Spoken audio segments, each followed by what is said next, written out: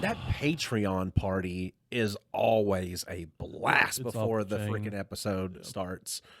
Oh man, you know what? Maybe if we just started being more like the Patreon part of us, that we would get extra clicks on like the tubes of the U. I don't know. Maybe. Maybe. I don't know. It could be a thing.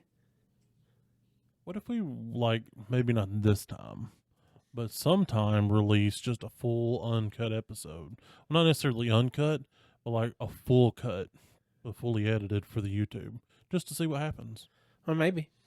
Because I mean, I just feel like, honestly, the folks that are in our Patreon are dope because they've been there for a minute. They have been. We appreciate them. But the thing is, now we've got inside jokes now, and I see people in real life, and they just chime in like IRL, like, and then it's like a conversation's happened, and then I got to tune brain into, oh shit, what happened on Patreon? Yeah. It happens.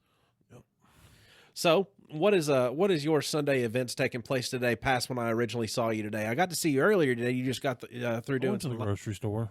because I was wondering, you had another adventure because you're tiny two things. Because you went and did one thing, and then you did stop by the shop for a second. That doesn't count as a thing, though. That was me cooling off. Yes, that is the AC be cranked because we got to keep that hemp cool. Exactly. So because the laundromat did not have AC today. Like, we got to keep it 68 in there. It can't get above 68. And so I was like, I'm going to stop at the shop and I can get my internal temperature down. You did. And I did. You got to cool it down, son. Yep. And then I went to Walmart and spent way too much money. Yeah. Because I decided I didn't want to go to 4 different stores. I was like, I'm just going to go to Walmart because I had to go there anyway.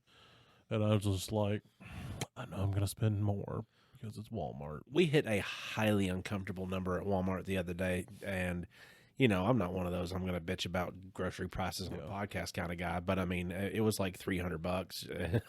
I hit like 200 today. But I also bought a couple of non-food items that I needed, like a new pillow, some Champs and some Condish. Yeah, because it's always something. It's just always, it seems like always something every night. Like you go to the store and you try, like, if you cover everything that you need, I'm not going anywhere else.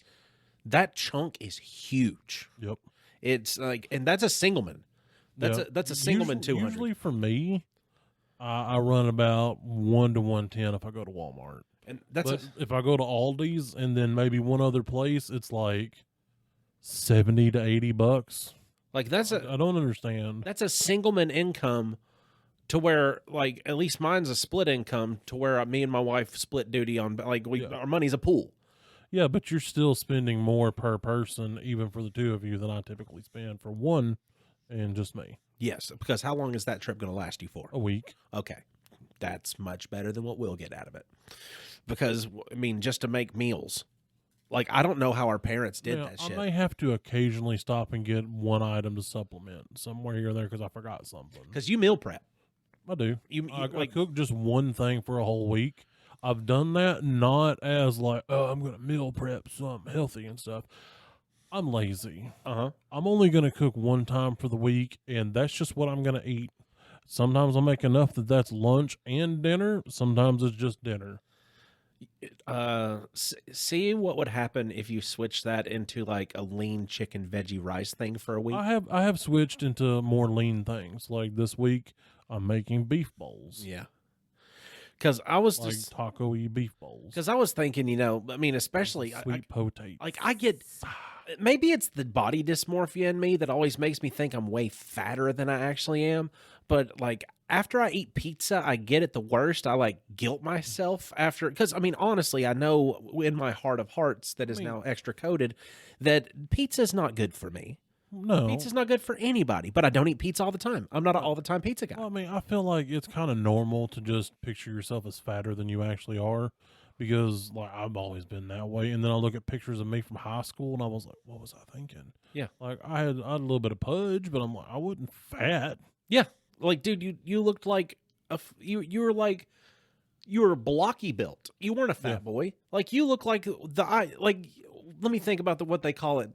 The male gaze that's the female gaze. That's what it is. You had the female gaze, like the body style you had then.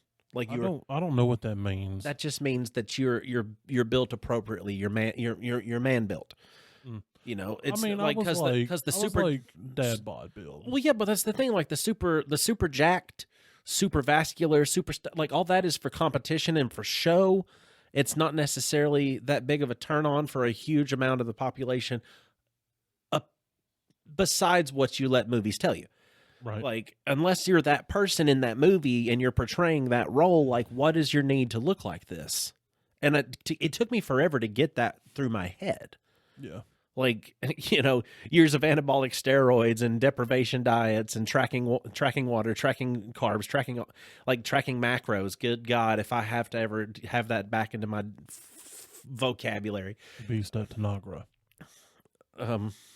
Bovine spongiform cephalopathy, Shaka when the walls fell. or is it encephalopathy? I can't remember. I forget. I always get tripped up on that last part about. What were you? What walls fell? What are you talking about? Were you over there just preacher ranting? No. What was it? Okay, so in the work group, I did a social experiment. I was wondering about that because that's why I had it muted. So there is an episode of Star Trek where I wasn't a Captain Trek guy. Picard That makes sense. and a Temerian end up on this planet. The alien only speaks in like metaphors and like stories that happened. So him and Picard gets just like forcefully beamed down by his people because he's trying to establish communication. And there's a thing there they're going to fight. They're basically reliving a story from the Temerians' mythos, also their language. And so he gets down there, and Picard thinks they're going to fight. And he's like, Darmok and Jalad at Tanagra. And he's saying these things and making these motions because he throws him a knife. Like, here you go, you're going to need this weapon. And Picard's like, he's trying to duel me with this weapon. I don't want this fucking thing. And so I was just doing that to see if anybody caught on. It's actually a really great episode. It's about learning to communicate through adversity, through like a common struggle and reach a common ground. Very like good episode. So is it? Umarine Tonka Owachi, or Kinda. what is that? Is that what that kind of thing is? Just testing the water to see who know that? Yeah. Was that the right word? Sumana Chutanka Owachi? I was close. I was damn close. Yeah. Yeah, nobody else knew. Huh.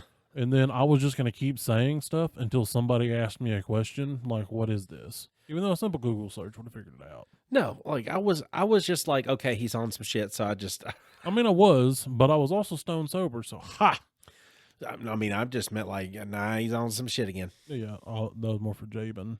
You like to pester the couchman. I do. I'm what's known as a reactionist. Yeah, I do things to get a reaction. you do, and you do it. You know how to do it well. Yeah, it's also one of those things like this meme that I found. It's like, I don't like when you respond negatively to my emotional abuse. It makes me feel really abusive. That's a bad meme. It is. It kind of made me laugh when I seen it because it was like a guy dressed as a clown, like what are you gonna do? See, that's the thing about memes. Like, how dare you make me feel bad when I'm being mean? That makes me feel bad. Yeah, that's one of those things. Like a meme, I feel like I got to see a picture because the picture sells it. Like it's it's convincing when I see the picture of the people. Like, maybe Black Flag will put it right here. I hope to God he just leaves your fucking hand hanging because he loves to do that to me and make me look like a damn idiot on the internet. He's only done that to you once. Yeah. Once bitten, twice shy. Is that what the? Well, it was supposed to be him putting a picture of your tattoo up. Did you ever send him a picture of your tattoo to put up? My tattoo is available on several of my social medias that could have easily been screenshotted by Black Flag, and he knows that. He just didn't want to. Yeah, but that was extra work, and you could have just went, hey, bruh, here's that picture that I want you on there, that I want you to put on there for me. Okay, I just thought about it. I mean, I'm just saying, maybe that was part of what he was thinking. Yeah. If Black Flag would have told me that, then maybe I would have just instantly sent a picture. Well, he could have also possibly just forgot to put it there too, and just went, "Yeah, that's funny." When he went back to double check it. Well, that's good that it was at my expense because typically Chuckles come at your expense. And you don't like it when they happen that way. No, I don't care if they happen that way. Well, you're the reactionist, though. I know, but we'll see. It's also one of those things that since I want a reaction, I give a reaction. Mm-hmm. Because it's like, if they're trying to get a reaction, and if I don't react, Yeah. they feel like they wasted their time. Thing is, though, sometimes those work out in your favor because, like, your ghosts that you've made that are just a fat ass twerker underneath the ghost sheet, The cake ghost. like yeah. the cake ghost, like that's a reactionary kind of little statue. Those are also. And those have been cool. selling like hotcakes, as the people would say. I'm going to do like a whole sheet of them. Those are sheet worthy, honestly, because I'm tired of just printing I do like 2 or 3 at a time.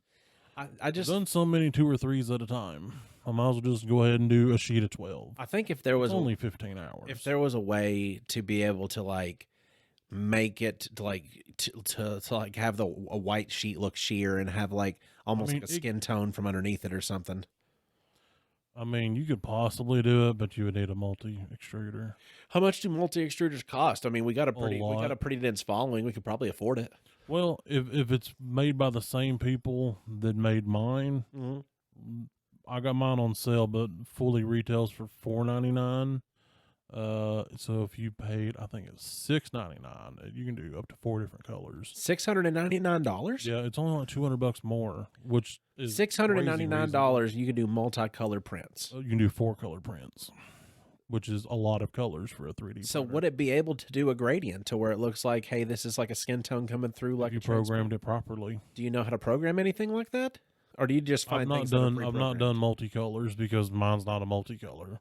Okay. And I don't want to go through the hassle of pausing it and then changing filament and then pausing it again and changing back. Because I would have to do it manually, and I'm not about that. Would there be a possibility of you getting programs that are already pre-done that way? Like, have you ever looked to see if there are programs that way? Do you think that the multicolor ghost like that would exist that you could print out? Possibly. Look, you could. Okay, so you tell it how many walls it has. So if you do 2 walls of one color and maybe 1 wall of the other color, that would make one color opaque, especially if you put it on a little light source. Yeah. It wouldn't be hard to do. It would just take money. Huh.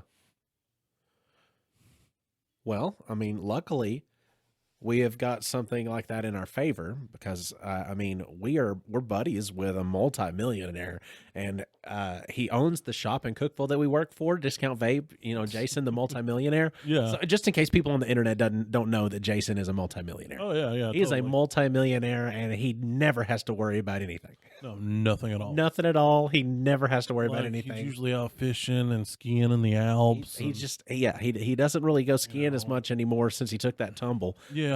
But he still does like to go, and he can now fly fishing for trout up in the mountains. The old videos of him skiing, man, he goes fast. He used to, dude. It was because he's already kind of a little bit shorter, but he ducks. He would duck down as like a fucking cannonball on those things. He's a small. So luckily, our multimillionaire best friend can buy us one of those computer. He could buy us a computer program for it and everything if he wanted to. Oh, absolutely. So we'll just have to ask him for it.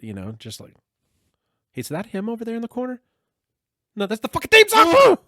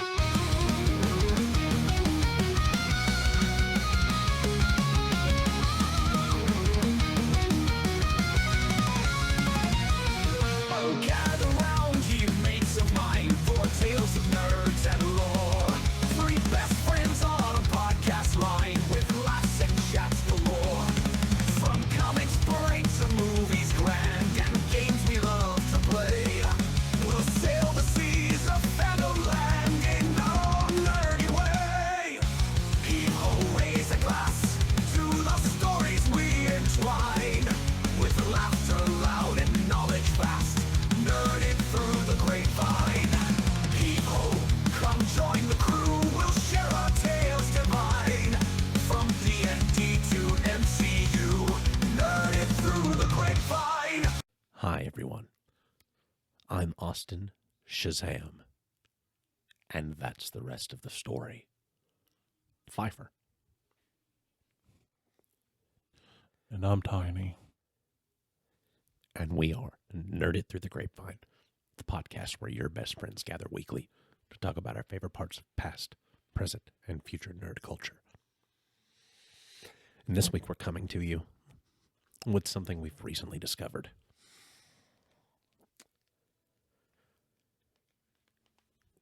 We've recently gotten a hold of some previously unreleased government files revolving around some subjects that we previously might have known about. That itself sounds cryptic. It does. It kind of... We have gotten... So, with the new administration releasing a lot of files, like the JFK assassination files, Martin Luther King Jr. files, they've also released the Nyland files. Rose Nyland. Unwitting CIA. This is her story. Now, Tiny, upon your investigations, Yes.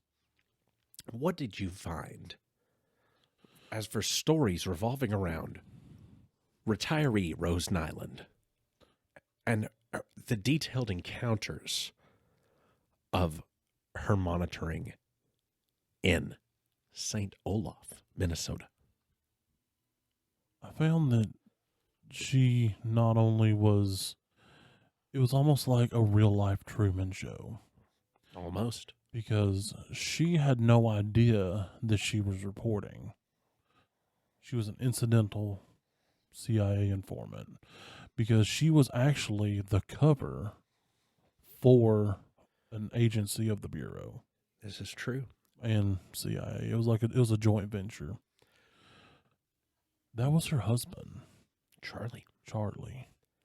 He was the actual agent in charge of leading the investigation around the goings-on in Little St. Olaf. Minnesota. A land of rolling hills, dairy farms, and quiet towns that never make the map. But sometimes the smallest towns hide the largest secrets. And no town hid more than St. Olaf. One of its daughters told endless stories about it. Strange, unbelievable, nonsensical stories. You know her as Rose Nyland. But today, you'll hear them again and discover the rest of the story. First, we'll start with the story of the Butter Queen. Rose once said, "I was crowned Butter Queen. People thought it was because I churned more butter than anyone in St. Olaf. But really, it was because I had the best butter personality." Her roommates chuckled at the absurdity, but the CIA read something different. In her life, Butter Queen was a cover title. The crown itself, heavy and glimmering, held a shortwave crystal. Each wave, to the crowd, broadcast coded signals across the prairie. To those hollow butter sculptures, perfect for smuggling rolls of microfilm. To St. Olaf, it was dairy pride. To Washington, it was dairy espionage. Upon your investigations, Tiny, what have you found? The pet look-alike contest.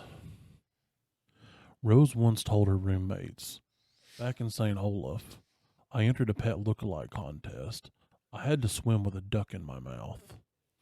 Harmless, ridiculous. The sort of things that made Blanche roll her eyes and Dorothy reach for the aspirin, but the CIA reported differently." The pet look-alike contest was a trial in disguise. Contestants were tested for endurance, for silence, for control under pressure. The duck in Rose's mouth, the decoy, weighted, feathered, concealing microfilm inside his hollow body. The swim across the lake was no sport. It was a live test of whether an operative could carry a payload without losing it in the water. To St. Olaf, a silly contest. To Langley, a waterborne transfer. Our investigations also uncovered the mysterious black hole. Rose told them, "We had a gigantic black hole back in St. Olaf, right in front of the courthouse. Oh, it was a lovely hole. Everybody would stand around it and look in it. Sometimes we'd spin in it and time how long it took to disappear. A folksy small town pastime, but the agency suspected otherwise. The courthouse black hole was no sinkhole. It was a test chamber for electromagnetic energy. The missing cows, test subjects. The timing of the spit drops, a primitive way of measuring anomalies in gravity fields." Her friends laughed. The CIA didn't.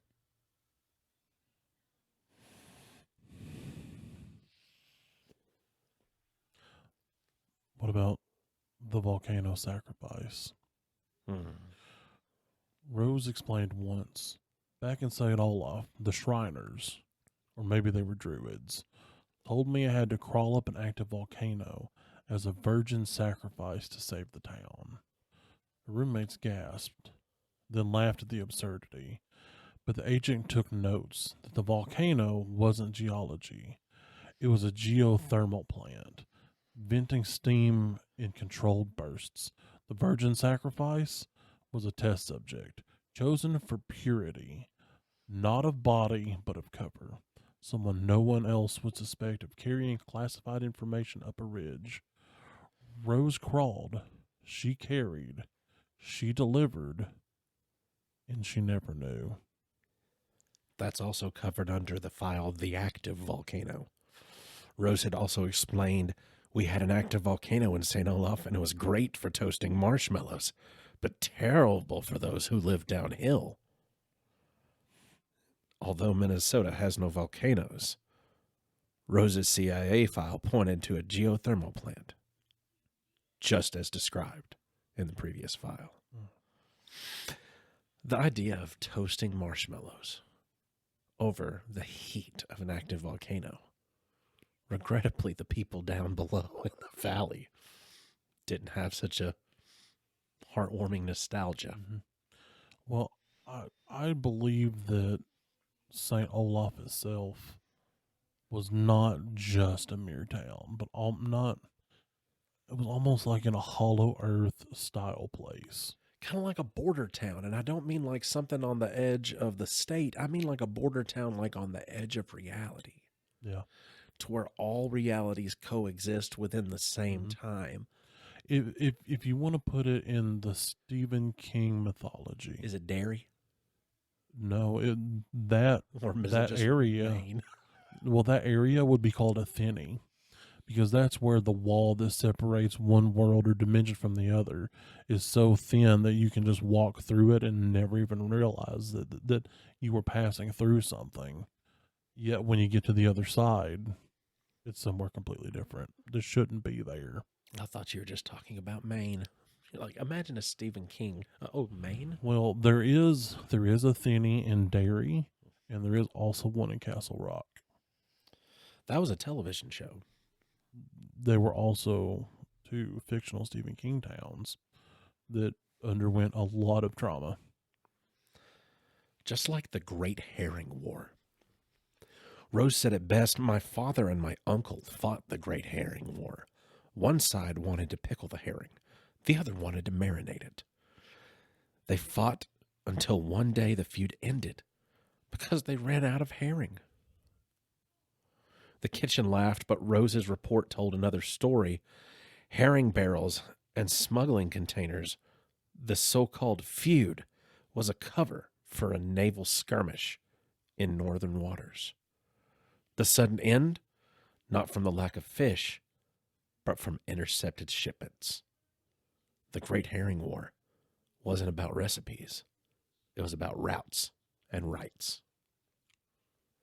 Weirdly enough, there was a lot of incidences revolving around herring. like the smoked herring hoagie scandal. Oh, God. Rose shared, once back in St. Olaf, the Wiggler family built a submarine, but it turned into the smoked herring hoagie scandal, a submarine sandwich, literally. Her friends chuckled at the wordplay, but the report detailed more. The submarine wasn't bread and fish, it was a test vessel on Lake St. Olaf. Smoked herring was the code name for the propulsion system. The hoagie scandal referred to the cover up after it sank, explaining why with humor. Let me try that again. The hoagie scandal referred to the cover up after it sank, explained away with humor so no one would question the engineering. A silly pun, yes, but a pun that hit a prototype. You see, along the way, as you're watching Rose on the Golden Girls, you don't know that she is telling you little snippets and little pieces from this border town, from this thinny, because you've never read a Stephen King book about Saint Olaf. No. It's not mentioned in any sci-fi and any kind of extraterrestrial records. There hasn't been you're not thinking about these kind of things like you're thinking of Roswell, you're thinking of Derry, you're thinking Yes. of Castle Rock. You're not thinking of just this little Swedish inspired immigrant town. Mhm. You don't really think about that. You really don't. They have something called the Founders Day Parade.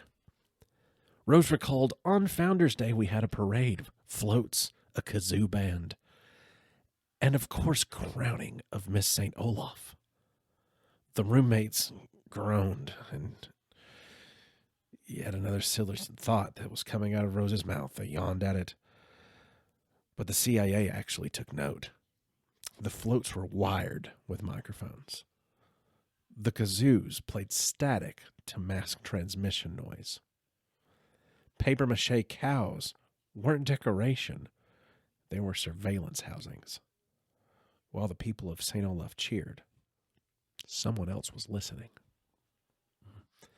It's one of the risks you run having a town that is a border town or is a thinny, because if one entity or one organization takes note and notice, that does more or less open the doors for other ones to take note Yes. and notice. I feel like St. Olaf is almost the definition of uncanny valley. It sounds so much like a place, but how can all of this be there? Yes. Just like the herring pecker sun visor and the Jenner to Plonkin tradition. That is a very Swedish word. So imagine you're on an ocean wave of word. Go make it Yes. rise and fall. Yes. How does it sound? Jennerpshin Lonkin. Jinarpshinonkin. Yes. There we Because go. they have words and terms that we don't understand. Rose reminisced, so we had a tradition in St. Olaf, like the herring poacher sun visor, and of course the Generpschiplanken. Everyone took part. Everyone. The words sound like nonsense, gibberish made up on the spot, but gibberish is also code. Herring poacher was a St. Olaf term for an outsider stealing secrets. The sun visor was not headwear. It was a reflective panel used to send light signals across the fields. And then Generpteplanken, to the town, it was a festival. To the CIA, it was an annual meet, a generational handoff of assignments, files, and loyalties. To the roommates, word salad. To the agency, a dictionary of tradecraft. In the town of St. Olaf, they also had psychology training.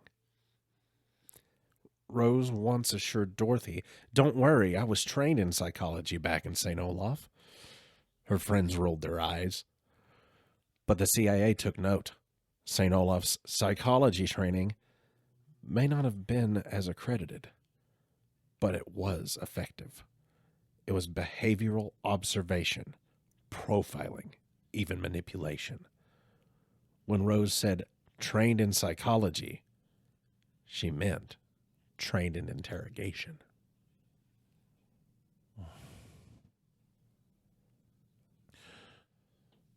Not only did they have some of their own words, they also had some unorthodox buildings, structures, and architecture, such as the jail deli combo. Rose once mentioned in St. Olaf we had a jail that doubled as a deli. You could serve your sentence while slicing pastrami. They kept the cheese hanging from the ceiling. Really cut down on escapes. A joke to the kitchen, but in Langley's dossier, this was no joke. The jail deli was a multi-purpose facility. Detention, yes, but also communications. Hanging cheese wheels were more than dairy. They concealed rolls of cable, dangling antenna disguised as cheddar. A prisoner could serve 30 days and also transmit 30 codes. To Rose, quirky civic planning. To the CIA, a perfect front.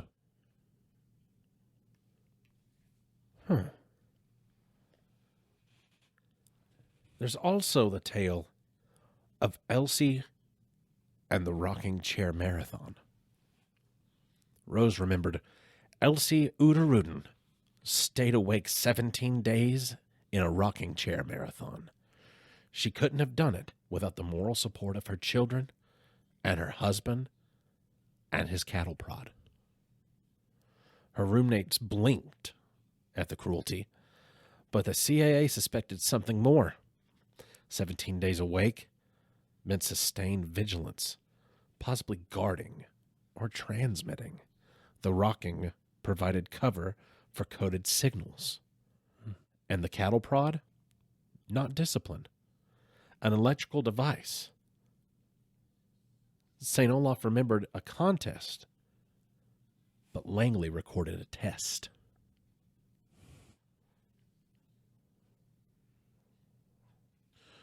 The barbecue tragedy.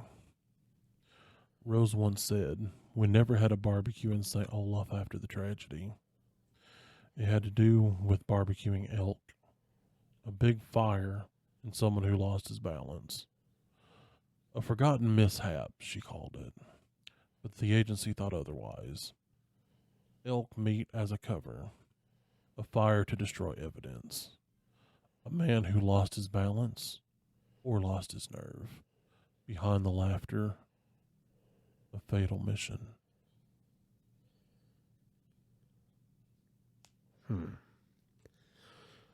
The missile silo was also mentioned. Rose had blurted out one night, "Oh, sure, we had a missile silo in St. Olaf. My cousin lived right on top of it.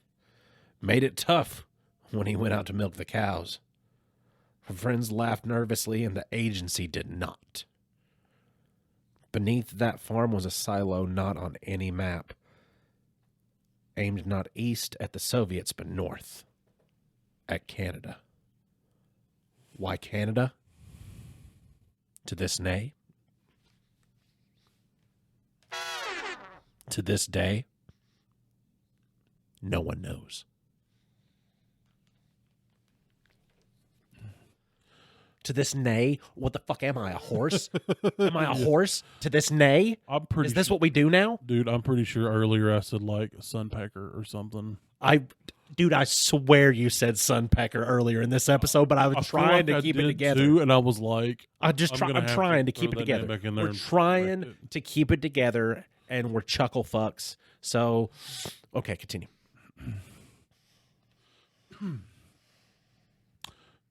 St. Olaf Woman of the Year. Rose explained, "I was nominated for St. Olaf Woman of the Year. They fudged some things on my biography. They said I saved a busload of children, but not really. I just gave the driver directions. To the girls, a harmless exaggeration. To Langley, the perfect metaphor for cover identities. Fudged biographies were standard issue, and giving directions was tradecraft, misdirection, diversion, false leads. Woman of the year? I say operative of the year. Just like the Volcom wagon, Rose was reminiscing about the most popular car in St. Olaf, the Volcom wagon. It ran on kerosene and goose fat. Sometimes you had to push it uphill to get it started downhill. To friends, nonsense. But in the file, the Volcom wagon resembled a German military transport design, far too precise to be accidental. Goose fat and kerosene may have been the story. What fueled it was something else entirely. The farmers thought they were driving cars. The CIA knew they were testing prototypes. The orphanage basket. Rose recalled. Late one night, a basket was left at the orphanage. It had hickory smoked cheese, spicy beef sticks, a baby, and crackers that didn't go with anything. Eventually, the Lindstroms took the baby and the beef sticks, because that was the deal. A silly package drop, but in spy terms, it was classic dead drop tradecraft. A baby? Perhaps real, or perhaps a code word. Cheese and beef sticks, covered for the real payload. Hidden between, in St. Olaf, it was a quirky adoption story. In the file, it was contraband. I did further investigation upon myself with this story today, and that story itself actually does give her a clue when reminiscing, because the person she is talking to about it seems a little bit too good to be true. He's a monk. Okay.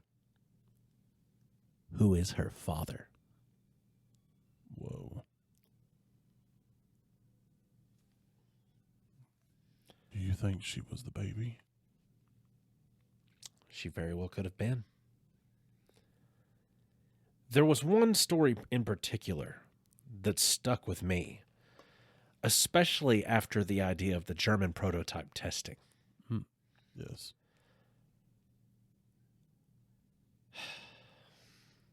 It was revolving around a specific individual. The German shower mechanic.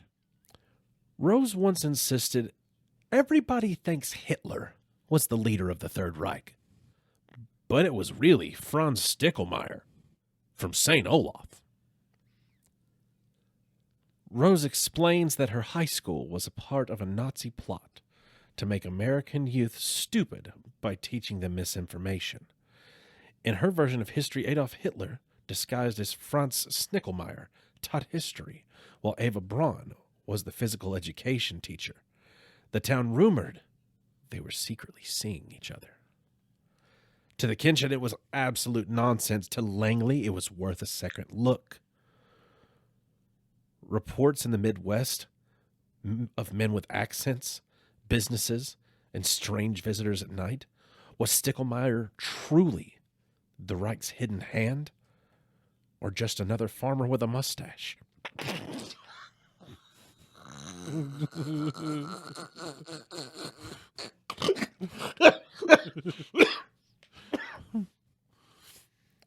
Was the name Eva Braun just a coincidence? The file remains open. Because, I mean, there is word that he's possibly went to Argentina as well. Nobody would have thought St. Olaf, Minnesota. No. Not a single person. I mean, probably Argentina was the cover. Yeah. Really, St. Olaf. The bus with banjo music. Rose once said of a bus ride. Probably a family of first cousins played banjo music as the passengers got on and off. Later, she admitted, St. Olaf had rolling hills, charming homes, full of idiots. To Dorothy and Blanche, just Rose being silly. To Langley, another signal. The banjo music was background noise to make conversation. The idiots were talkative informants who gave too much away. The bus wasn't rural transport. It was a mobile chatter collector.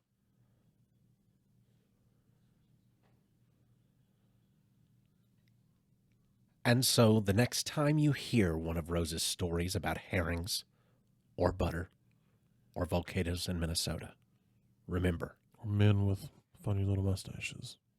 she wasn't just telling tales. She was leaving reports. Rose Nyland, CIA, but unwitting. Let us not forget Charlie. Rose met Charlie back in St. Olaf, the way small-town romances are supposed to begin, at a community dance and later on at the family farm, young and earnest. With hay bales and church socials and the kind of awkward courtship that ends in marriage before you've had much chance to worry about anything serious. We were married when I was 19, Rose might say, smiling at the whole thing as if it was a crazy postcard from another life. That's the story she told everyone. Charlie, the steady farmer, Rose, the girl with too many stories, a life stitched together with lutefisk and butter sculptures. What the file in Langley quietly marked as associates would later reveal a second hidden layer to that same story. Charlie, it turned out, was not merely a farmhand and husband. He was the handler disguised as the spouse. While Rose chatted about the black hole on Main Street or the milk diving tournament over the supper table, Charlie listened with a different ear. He cataloged phrases, clipped details, slipped them into envelopes, and forwarded them along through channels only he knew. To the neighbors, he was faithful and plain. To his superiors, he was an informant who knew how to harvest a town's gossip and turn it into intelligence. He never told her. He treated her as if it was her protection. Keep Rose safe by keeping her unaware. Let her be the open, trusting woman she always was, while he the quiet, dangerous work around her. I knew I would stroke out at one point. I can't read that long. Popcorn reading don't work that way in school. Damn it. I don't even know where I was. I got so frustrated, I could never read audiobooks.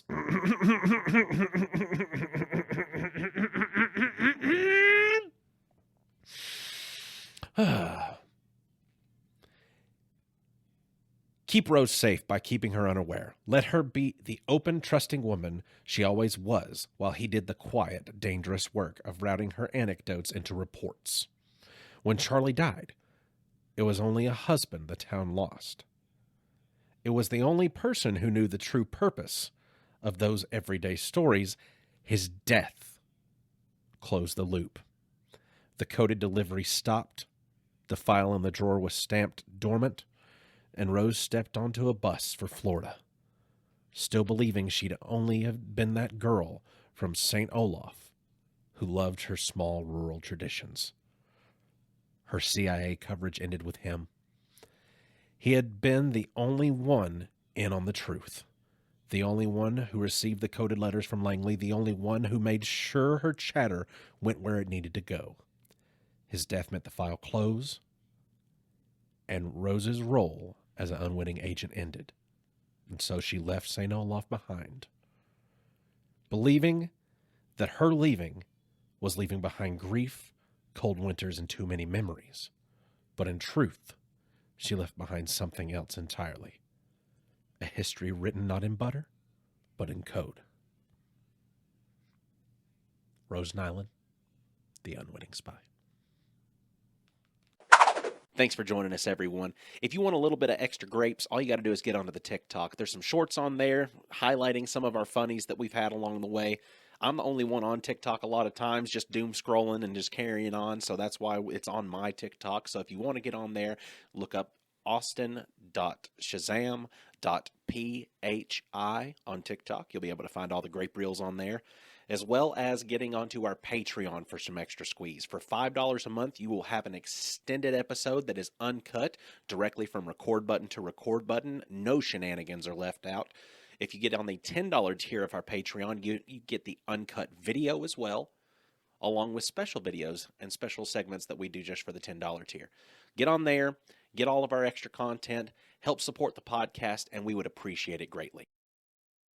That's my peanut butter. Have you ever been sitting in your car listening to us and you go, I wonder what these two chuckleheads look like while they're, laughing hysterically, or I just really want to see the reaction? Get on YouTube. You can see that there. The video releases every Friday. I mean, it's not uncut like, if you was on a Patreon, but you still get to see.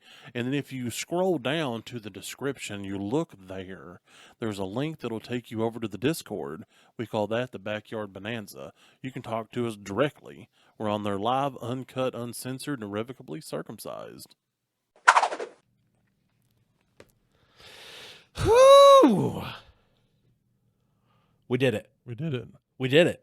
We didn't break or mess up once. Dude, given how many times that I wanted to break and mess up throughout it, I'm glad that I only did that many. Where are we at on time? Oh, we've still got a few minutes that we can sit here and talk. I wanted to talk a little bit about going through and actually watching the Golden Girls a little bit more, just because when's the last time do you use that as your shop background noise nowadays? I rotate through a couple of things. Sometimes it's old school Power Rangers. Sometimes it's that. Sometimes it's The Office. I've been wanting to. I still haven't watched The Paper yet. It's like whenever I originally had never watched The Office, like it's hard for me to just click play and accept. Like, here's this thing, and I just can't do it with The Paper.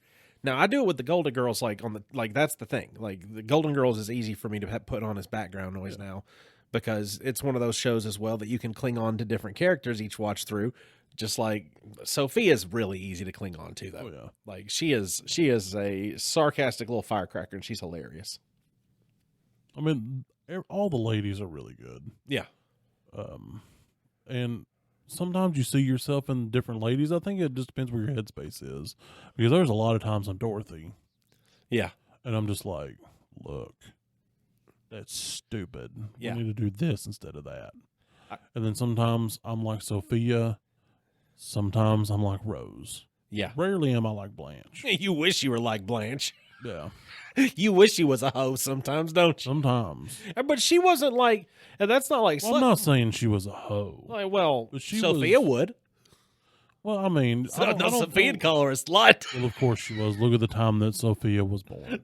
I feel like she was more of like a modern lady, a modern single lady is now, Yeah, she wants to go out. She wants to have a good time. And she's okay with doing some like stuff with whipped cream and things. She's adventurous. Yes, exactly. Yeah, adventurous. She's adventurous. Like, there's nothing wrong with adventurous. No, exactly. But not to Sophia. No, of course not. Because what time frame is this supposed to take place? I don't remember, like mid to late 80s. Yes. So that means Sophia would have been born in like the 20s. Yeah. So we're talking like Prohibition time. Yeah. World War I time. Sicily. So pretty much anything that Blanche or any of the other ladies do, she's going to be like, they're all hussies. Yeah, I think Sophia was born in the 1800s. I mean, probably. I don't even know Sophia's last name. Like, I think she was born in like the 1890s. I mean, you can Google it or robot it. I could robot it. I do have the ability. Yep. Oh, I wish I knew. Sophia what is it? What is Sophia's name? It's Italian. Sophia, who was also the youngest of the actors. Petrillo. Yes. Let's see. I wonder what her birth date is. I should have not clicked into it. So in Golden Girls, she was 80 to 87. Hold on, there were 3 different series that character was in? She was born in 1905. Okay. So not only was there the Golden Palace, there was also Empty Nest. Yes, I never saw Empty Nest. I mean, I never seen Golden Palace. I did watch some Golden Palace.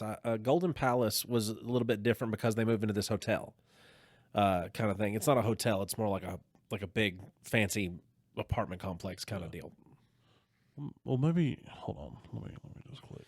Well, 'Cause maybe Empty Nest was just like an appearance. yeah, it could have been just an appearance, probably, because I don't recall anything about that show existing, because that was probably before my time. 88 to 85 or 88 to 95. Oh, so it was on for a minute. Yeah. So I think there was That's just almost as many seasons as the actual Golden Girls. I think that one was just an appearance, just like on Nurses, it was just an appearance. Because that's a like popular character. Estelle Getty was actually she was born in 1923 in real life. Yeah. So, but there was there's a lot of funny humor in the Golden Girls that's just always worth like watching over. Like, yeah, the political stuff's gonna miss for me because I don't know what you're talking about. Oh no. Like some of the social commentary is not gonna hit real well because I don't know what you're talking about.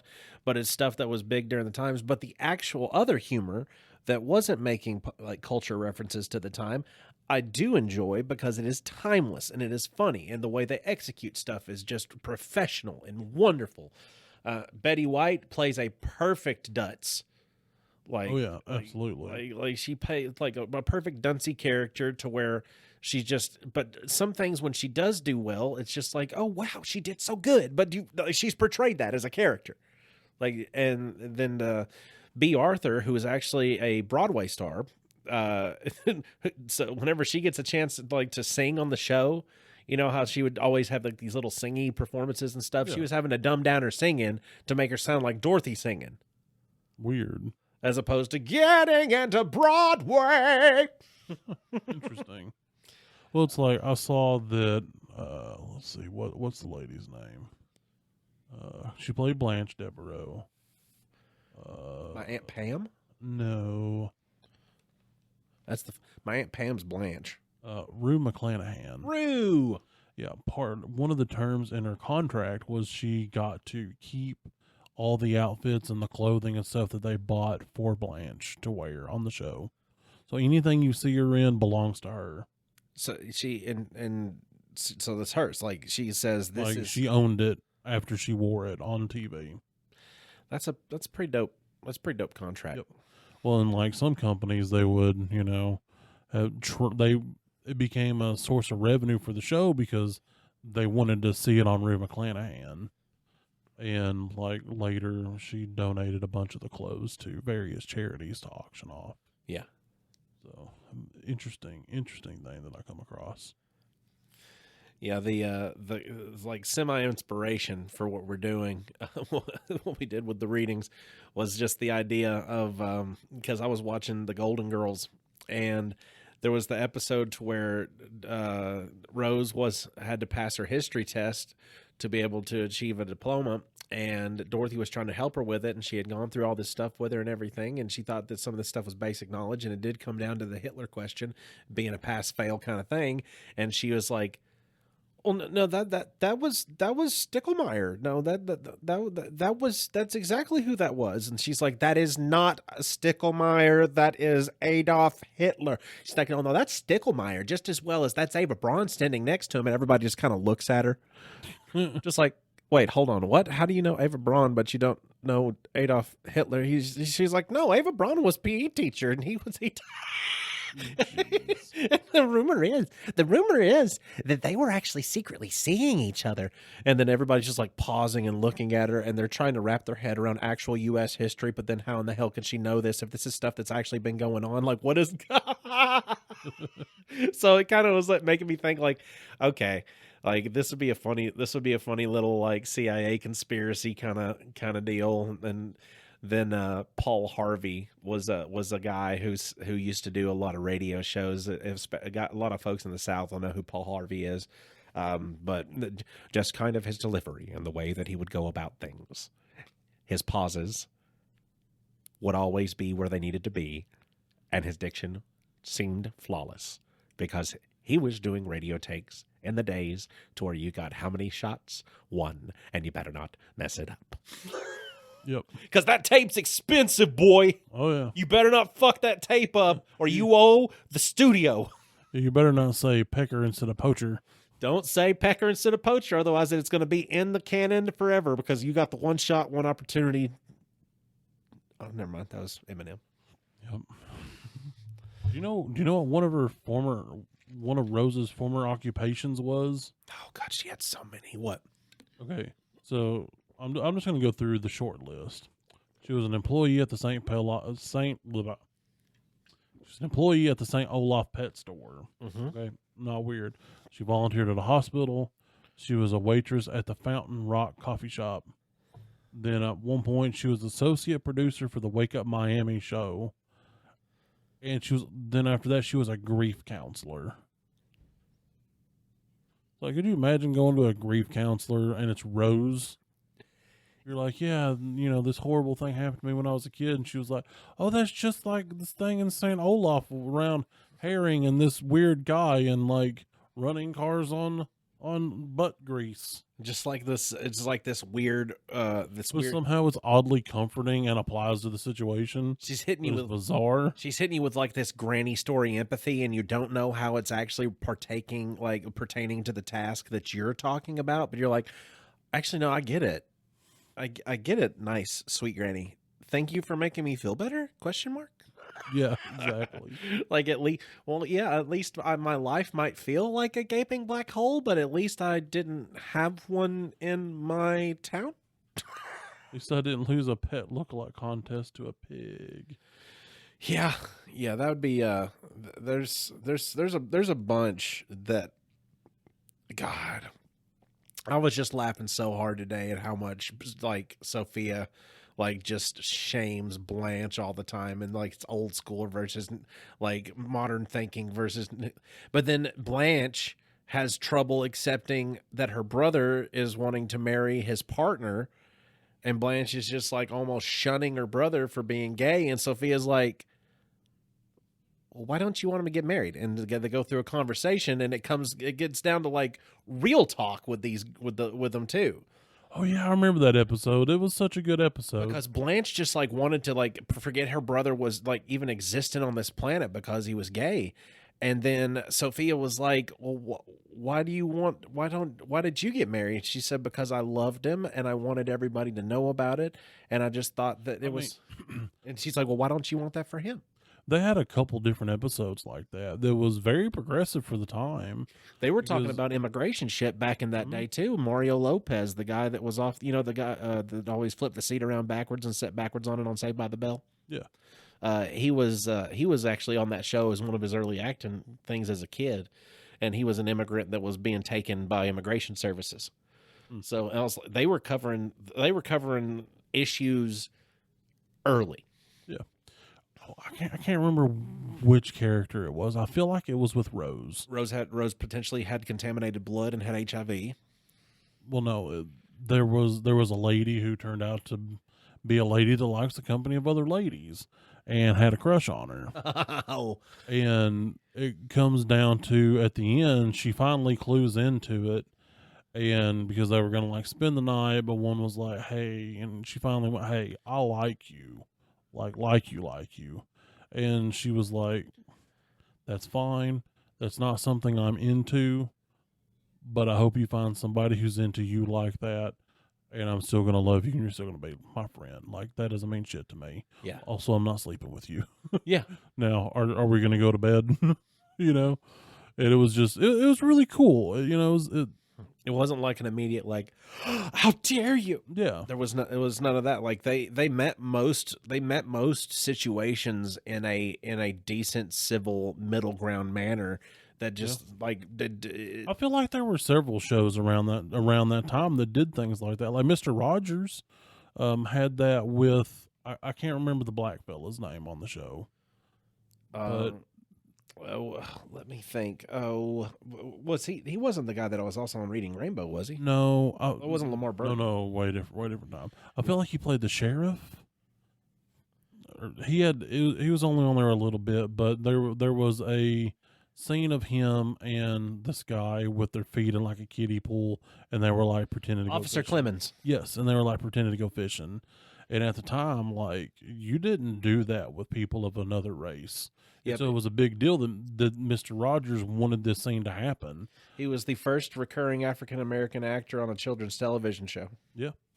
And he was like, it basically was a whole touching moment of Mr. Rogers telling this guy, I know that this could potentially kill the show, but I want people to know that you are a human just like me, and that nobody should be treated any differently. See, a lot of people don't That's know. why we did this. A lot of people don't know that Betty White scrapped an entire nationwide comedy tour back in the 50s for civil rights. Like, No, I didn't know that. she had black comedians that were I believe it, that were though. going to come around with her on her national comedy tour, and they were getting into the southern states on it, and they said that you couldn't perform here unless you got those off the show. And she said, "Oh, okay." She canceled the tour. Well, good. Yeah, Betty White was such a good lady. Like, Because Jim Crow the laws were world still really lost out when she died. Yeah. She was, and not only was she like, she ended up being like a lot of people's like almost a grandma figure just because like yeah. all the movies that she played in her older age, like she ended up being a lot of grandma characters in those movies. She did. But at the same time too, like a lot of people are just like, they see grandma in her and they feel that comfort from seeing her. And then she gets on these talk shows and she can be just as comedically raunchy as anybody without having to say a single damn cuss. No cuss. She won't cuss. She won't cuss at you. She won't overly vulgar you. She will insinuate until you're doing the work yourself and then laughing. Like that was good comedy from her. I don't know if you've ever watched it, like a lot of her interviews and stuff. Whenever she's talking on talk shows, It's been a while. it's just she's really witty and clever, and she's able to turn a phrase to where it's got that perverted edge to it, but it's not straight up saying it. It's just making your brain have to go there. Right. So she's just leading you there without having to say it, and then she just kind of looks off like she does. Oh, yeah. Well, it's like, man, it was such a way different time back then. Like, my mother remembers like the end of segregation. Yeah. You know what I'm saying? Because they officially signed the Civil Rights Act in 1964. And so my mother remembers when the first black person went to a White County public school. Yeah, Like, it was a thing. my mom was friends with a couple of the first ones that were able to come there, and it's insane that they were like tight knit. Like my mom's not one to go to stores with, because if you're going to a store in my hometown with my mom, Your mom's a talker. you're going to be in and out maybe 3-4 hours. And that's if she hasn't got a lot of shopping to do, because if she sees somebody, even though she has the social medias, she's not reaching out to check in on people on social media. She's literally going life story to life story, person to person, based on who she sees. I feel like that's a lot of our parents, because my mom was pretty much the same way. And her friend Johnny, who was a female, was one of the first black females that was able to go into White County schools, and she was talking about that as well. And it was it was something that you don't it wasn't that long ago. No, it wasn't. These people are still here. Yeah, it's Like they're still Yeah, they're- alive and kicking. yeah, it's not a wild ghost to and a think memory. that something that big happened so close to our lifetime. Yeah. I mean, so close, in fact, that sometimes our parents say things, and they don't know that that's not okay to say. Genuinely, There have been a lot of even though they corrections. don't. Like, my mom was not a prejudiced lady. Yeah. Not by any means. She taught me growing up that no matter what somebody looked like or believed, that you are to treat them with respect, even if their opinion or view or lifestyle differs completely from yours. However, sometimes she would say some accidentally racist things. Like Denzel Washington. Yeah, like that was one that I probably heard more than any of them. And we finally taught her how that was wrong, but it took a minute. Because she thought she was saying a compliment. She was like, that Denzel Washington, he's just so handsome for a black man. We're like, Mom, You can't say that. Poor mom. And she's like, she thought she was straight up like Well, coating on some sugar. yeah, and she was like, well, he is handsome for a black man. And we're like, That's Mom, we're not saying he's not handsome. Just stop the last part of the sentence. Yeah, it's Just- like, why yeah, not? but He's he is- handsome. That's all you need is he's handsome. It needs to be a 2-word sentence. Oh, man, just time flies. Yeah, and she's like, well, it's a compliment, though. And it's like, yes, but you're qualifying. You're saying that all other black men, except for Denzel, are ugly. That's what that statement means. She's like, well, that's not what I'm trying to say. I know, Mom. I know that's not what you're trying to say because you taught me better. But you just don't say that, please. She was just stepping in it, and she couldn't step out. Yeah. She was stepping in it, and she couldn't step out. It was like I mean, quicksand. she had accidentally said worse a few things before, but those were easier to convince her was wrong. Thanks for joining us, everybody. I hope you have enjoyed the Rose Nyland Files. If you don't care, just tune in next week for another happy, slappy, fun time. Who knows? Maybe we'll do something we haven't done before. Maybe Tiny will watch an anime that I've recommended to him, and maybe I'll read Dungeon Crawler Carl. You never Maybe. know. You never know. We might have a cross topic over things we don't typically Yeah. do. And only one of us actually remembered the title of the other thing. Yeah. Tune in next week to find out who. I recommended Lord of Mysteries to him. Goodbye. Oh, CIA files. Shove them in your ass or something, whatever. Something like that.